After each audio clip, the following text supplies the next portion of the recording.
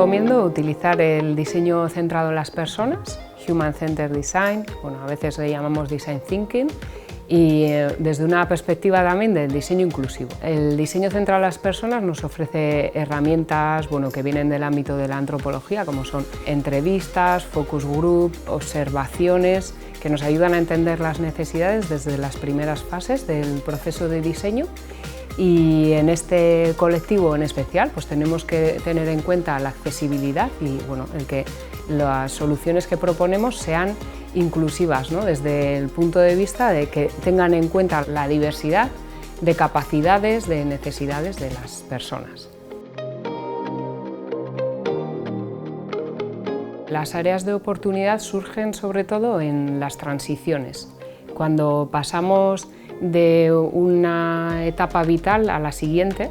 Por ejemplo, cuando una persona llega a la jubilación, dispone de una cantidad de tiempo, entre comillas, libre del que antes no disponía, y ahí pues hay una necesidad de reinventarse de alguna manera, ¿no? Entonces yo creo que en esa transición pueden surgir oportunidades interesantes. También cuando igual una persona pues de repente se encuentra con que la casa pues se le ha quedado grande, que vive en un piso muy grande o en una casa muy grande, pues porque la familia pues ha cambiado, ¿no? O porque los hijos ya se han independizado del todo, o porque se ha quedado viuda la persona. Bueno, transiciones, ¿no?, de la vida donde el espacio que habitamos pues también puede ser que cambie. Otra transición puede ser cuando pasamos de ser una persona activa e independiente a tener pues una enfermedad crónica o a empezar a tener algún deterioro en nuestra salud que nos hace ser de alguna forma dependientes, o a pasar una etapa de fragilidad, ¿no? Y otra transición también podría ser pues eso, de esa fragilidad a ya estar en una situación de dependencia, y yo creo que cada una de las etapas pues ya tiene servicios, productos que responden a las necesidades, pero en las transiciones de una etapa a otra ahí suele haber bastante fricción entre lo que son las necesidades y la solución que aporta pues el mercado, los servicios públicos, y suelen ser etapas de muchos trámites, de no saber las opciones que tengo, de no saber las soluciones que existen, de desconocimiento no solo de la propia persona, sino también de la familia o de las personas cuidadoras que están alrededor. Entonces yo creo que las transiciones son donde hay una mayor oportunidad.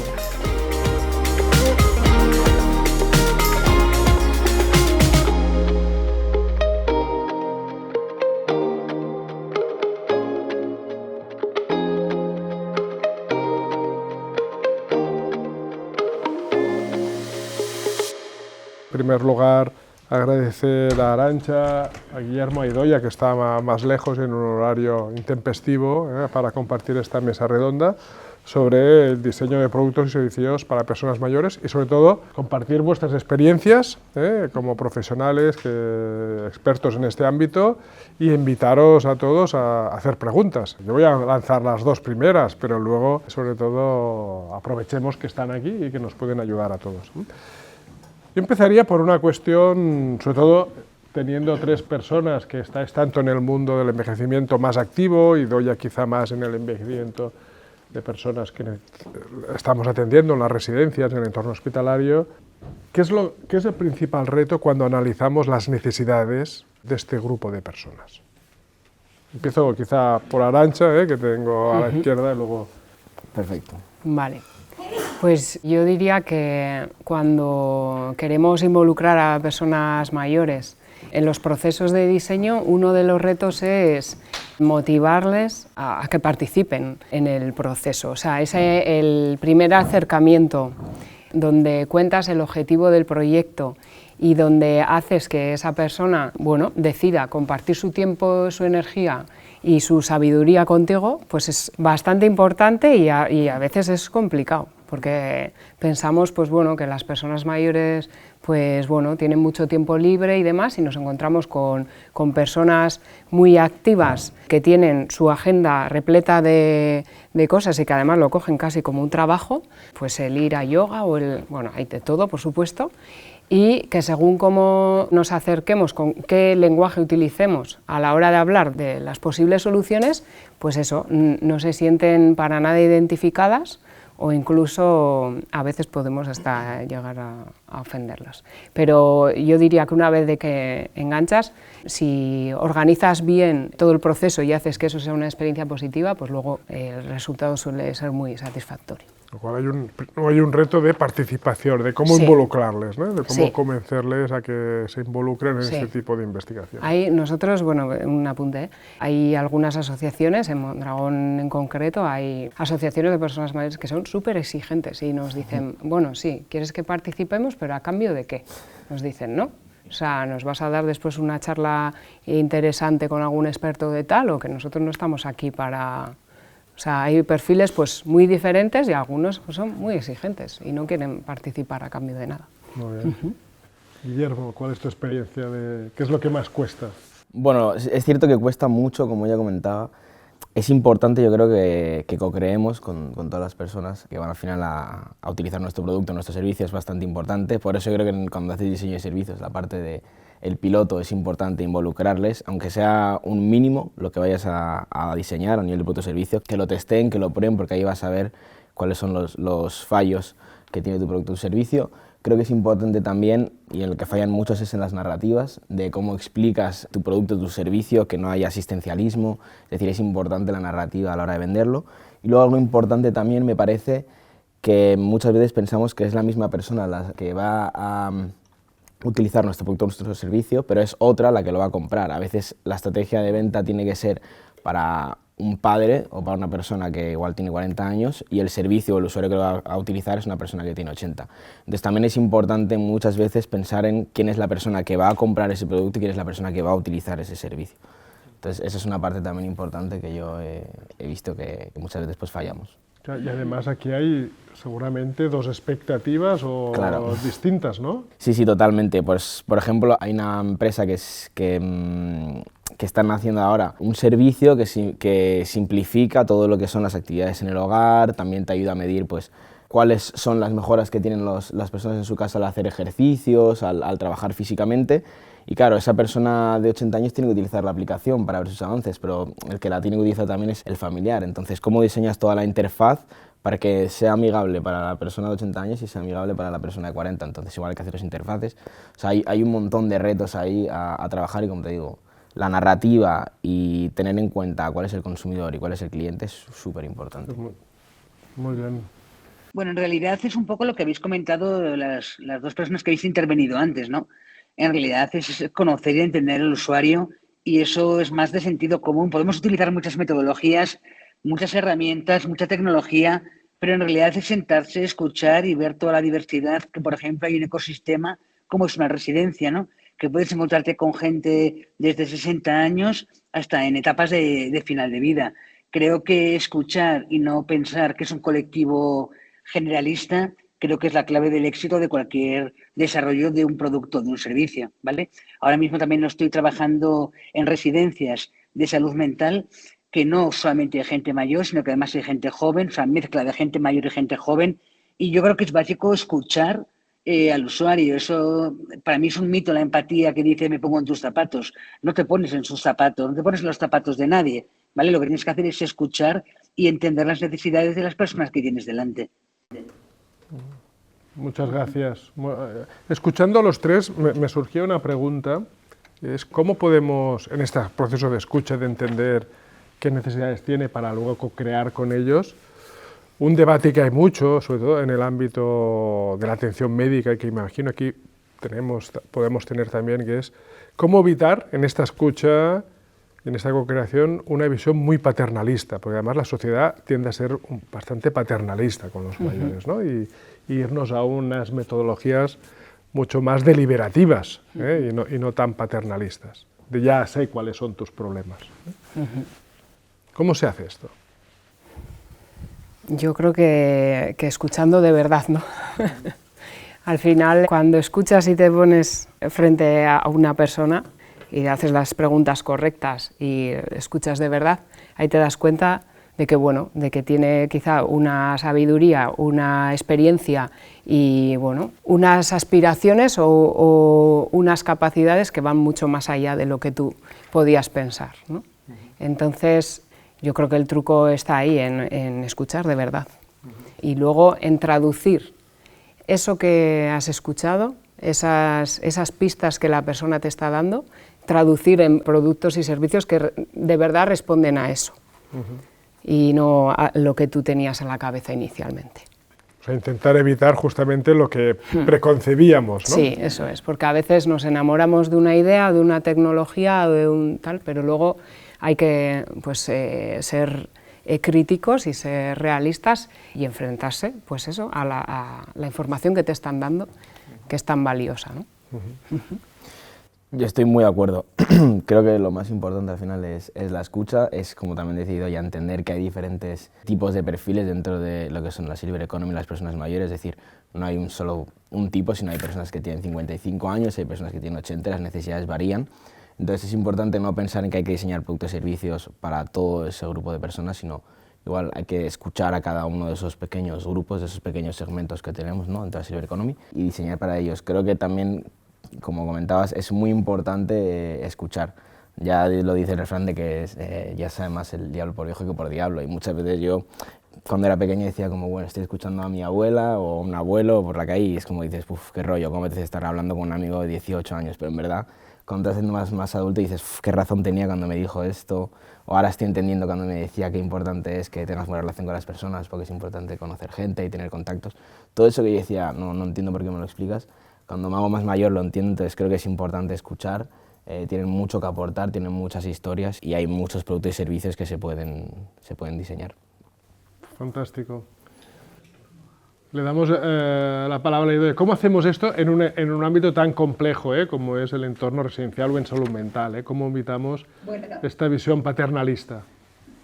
Me da mucha pena no poder escuchar lo que dicen los compañeros, porque no sé si me repito o voy a decir cosas como muy punkis y muy bestias, ¿no? ¿Cómo podemos evitar el paternalismo? Bueno, yo soy Silver, ¿no? Yo tengo casi 55 años. Entonces, yo creo que es la máxima simplemente de que no me gustaría tratar a nadie como me tratan a mí. ¿Tenemos sesgos? Sí, todos podemos caer en algún error, ¿no? Pero bueno, yo creo que una cosa es escuchar y otra cosa es mimetizarse, ¿no? Creo que hay que tener las barreras claras, aunque en algún momento dado siempre te puede tocar el corazón a alguna persona o alguna situación, ¿no? Pero bueno, eso es como si haces un trabajo para una persona joven y te vas disfrazado de rapero, ¿no? Creo que se ha caído muchas veces en el paternalismo, sobre todo en el trabajo a veces de residencias, pero no sé si es una cuestión más de profesionalismo, de desconocimiento, de caer en el edadismo, pero creo que ahora mismo tenemos muchas herramientas y muchos materiales que precisamente te pueden alertar de no caer en esa situación, ¿no? Creo que el paternalismo se ha asociado también mucho a la venta de producto, por ejemplo, ¿no? A anuncios de televisión, incluso a veces a películas, ¿no? Que siempre se muestra una visión de la tercera edad o de la Silver Economy muy triste, muy lacrimógena, muy de estar solos en Navidad. Y bueno, yo creo que ahora mismo tenemos una diversidad muy grande. Y bueno, yo creo que somos los profesionales también, no sé si Guillo lo ha comentado, ¿no? Su trabajo de narrativas, nuevas narrativas, creo que es un trabajo que hay que desarrollar. No quizás tanto para los que trabajamos en este sector, sino también para que los posibles clientes, nuestros productos y servicios, tengan una mirada diferente también, ¿no? Muchas gracias.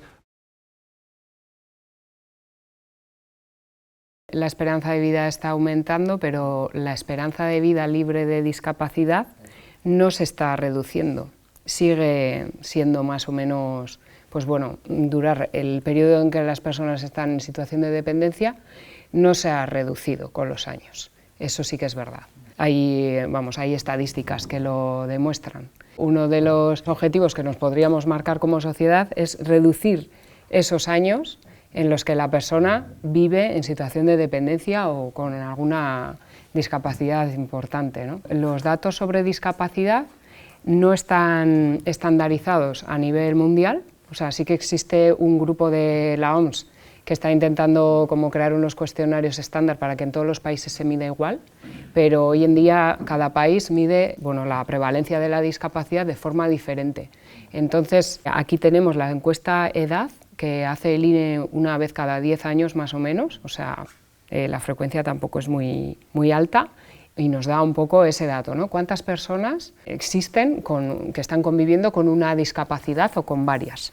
Y entonces ahí podemos ver pues cómo ese periodo no se está reduciendo, y ese es el gran reto, yo creo, también. Hoy estamos viendo cosas que se teorizaron hace 25 años, ¿eh? Yo cuando empecé profesionalmente a trabajar, hubo un artículo, un estudio que tuvo mucho impacto, que era de Jacobson, un economista de la OCDE, que hacía una teoría, decía, frente al envejecimiento que llegará, estamos hablando de finales de los 90, decía, pueden pasar tres cosas, habrá envejecimiento, pero se va a comprimir la morbilidad, los años de vida con discapacidad serán más pequeños, aunque se alargue la esperanza de vida, será la misma o la discapacidad aumentará, ¿no?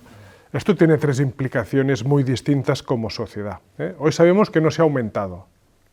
En algunos países se ha reducido ligeramente, pero tiene problemas metodológicos porque ya lo he explicado muy bien, no lo medimos igual.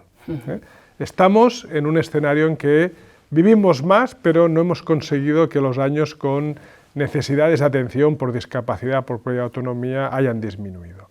Y aquí hay que pensar, por ejemplo, en productos y servicios que puedan compensar esta pérdida de autonomía, porque en el fondo no es tanto la pérdida de autonomía, que tiene un proceso biológico y funcional, sino si irá asociada de mucha ayuda institucional y asistencial, que es lo que es más costoso. Si podemos preservar la autonomía dentro de esta discapacidad es muy importante.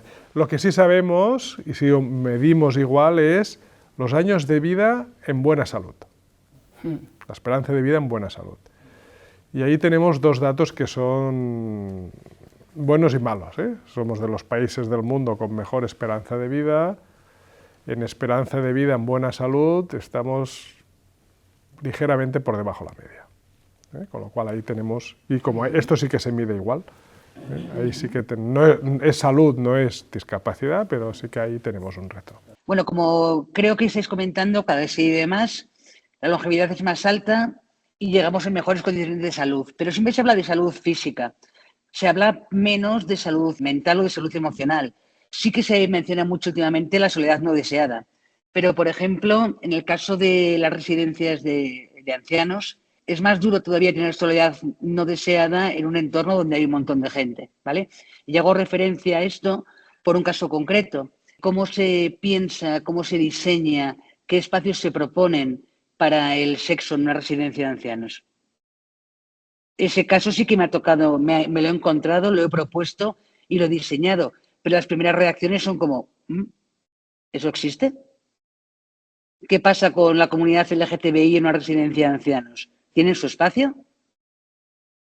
¿No? Entonces creo que tenemos nosotros mismos a veces, ¿no?, muchos tabúes asociados a cosas muy intangibles, ¿no? Pero creo que por ejemplo, eso es una cosa de tener la mentalidad abierta y de buscar, más allá de que si la residencia tenga médico, si unidades de convivencia, de si autonomía de la persona, si dignidad, ¿vale? Pero, por ejemplo, la parte sexual forma parte de la dignidad de la persona, ¿no? Y muchas veces nos olvidamos de que la gente mayor también tiene derecho a esa parte sexual, ¿no?, del ser humano. En tu caso, Guillermo, hablando de esta mentalidad más abierta, menos paternalista, hemos visto casos en el entorno más asistencial residencial. ¿Cuáles serían necesidades que has detectado, que te han sorprendido, que te han hecho tener una mirada distinta sobre qué expectativas tienen estos grupos?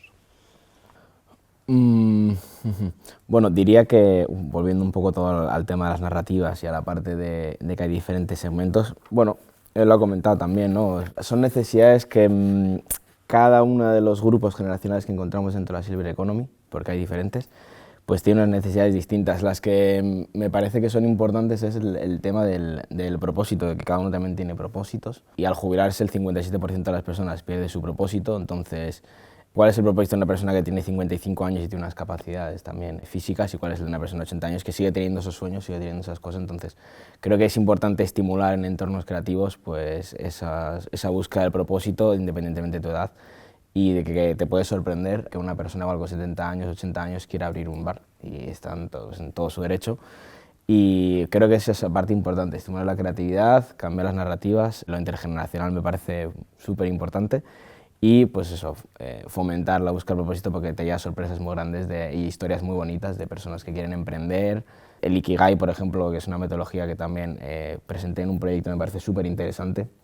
La búsqueda de propósito, cómo lo trabajan en Japón, esa longevidad, todo eso me parecen sorpresas muy bonitas, ¿no? que te encuentras cuando hablas del propósito y de nuevas formas de envejecer. Fantástico.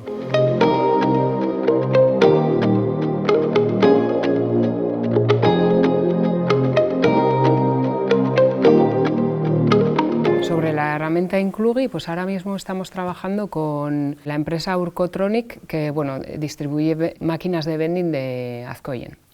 Entonces estamos pues, evaluando cuántas personas excluye cada uno de los productos para hacerlos más accesibles, porque además ahora ya se ha implantado, ya ha entrado en vigor la Directiva Europea de Accesibilidad, que afecta a muchos productos diferentes, pero entre ellos las máquinas de vending, las máquinas expendedoras de billetes, pues de transporte público, por ejemplo, bueno, un montón de sectores, ¿no? Entonces, con esta herramienta hacemos una primera evaluación, pero bueno, en su inicio la herramienta fue la creamos más con el objetivo de concienciar a las empresas para que vieran qué porcentaje, bueno, qué cantidad de personas estaban dejando fuera, ¿no? Y otro ejemplo de otro producto que analizamos junto con Copreci, bueno, una cooperativa de Mondragón que hace componentes para electrodomésticos, evaluamos la accesibilidad de las placas de cocción y, bueno, y participamos en el diseño de una placa de inducción accesible para las personas ciegas. Entonces, bueno, esos serían así los ejemplos concretos. ¿Veis?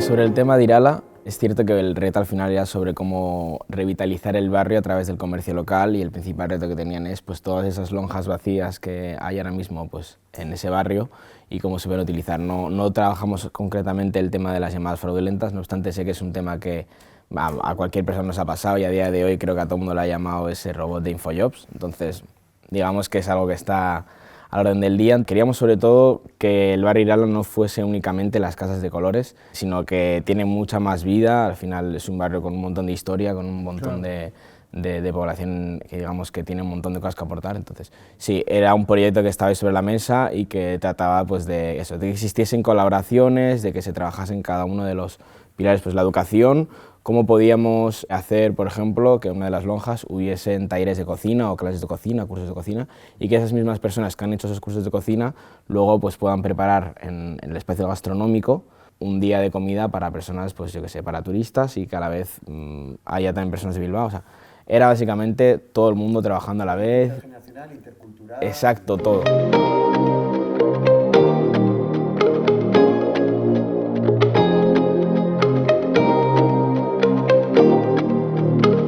Si hacemos un recorrido así rápido por el mundo y no solamente nos centramos en residencias, sino en modelos de vivienda, a mí particularmente como Idoia, que no quiero decir que no soy ejemplo para nada, el modelo americano, si hablamos de Norteamérica, Estados Unidos, no me interesa nada. Es un modelo completamente, bueno, privado, como es lógico, como es la sanidad, pero se crean como micropueblos estilo Los Simpson, ¿no? Estilo Springfield, o sea, como pequeños parques temáticos de ancianos con la ilusión de vivir con tus amigos, estar con gente de tu edad. Pues igual yo no quiero estar con gente de mi edad, yo quiero estar con gente de todo tipo de las edades. Eso es lo que respecta a la pregunta que era América. En el caso de Latinoamérica, que es donde estoy ahora, estoy en México trabajando, bueno, la situación es completamente diferente, ¿vale? Pues mucha pobreza, muy pocos recursos, ¿vale? Y si yo tuviera que fijarme en alguien, solemos tener tendencia a fijarnos como buenos ejemplos de los países nórdicos, ¿vale? Pero que ahora mismo no se diferencian tanto de lo que se está haciendo, por ejemplo, en el País Vasco. Si yo tuviera que mirar algún ejemplo que sirva de referente de lo que estamos hablando, ¿no? De que se combata el edadismo, de que haya una apertura de mente. Miraría hacia Japón. Japón tiene la misma longevidad ahora mismo que Vizcaya, los mismos índices, y me parece un buen referente. Sabemos todos que la cultura japonesa también tiene muchos problemas de gestión emocional, pero todo lo que es gestión de la cibereconomía y de las personas mayores lo hacen francamente bien. De hecho, las residencias de ancianos parecen casas, ¿vale? Y una cosa que diferencia y me parece muy importante, que es un sistema que propicia el gobierno con el tema de las pensiones, que también creo que es un temazo del que hablar, es que propician de una manera digna que se pueda recibir una pensión y se pueda trabajar al mismo tiempo. Por eso en Japón se ve muchísima gente hasta edades muy avanzadas desarrollando empleos, lo que eso genera una sensación de propósito, de autonomía, de un porqué estar en la vida, ¿no? Aunque estés en una residencia, porque tú no puedes vivir autónomo, por el motivo que sea o porque sea una elección propia, ¿no? Me parece que es un referente importante a seguir. Pues muchas gracias a todos para intentar respetar también la agenda. Arantxa, Idoia, que no nos oyes, y Guillermo por estar presentes. A Idoia por el esfuerzo adicional, por la noche y por los problemas de conexión. Y damos paso a la siguiente parte del programa, la sesión de trabajo o de discusión.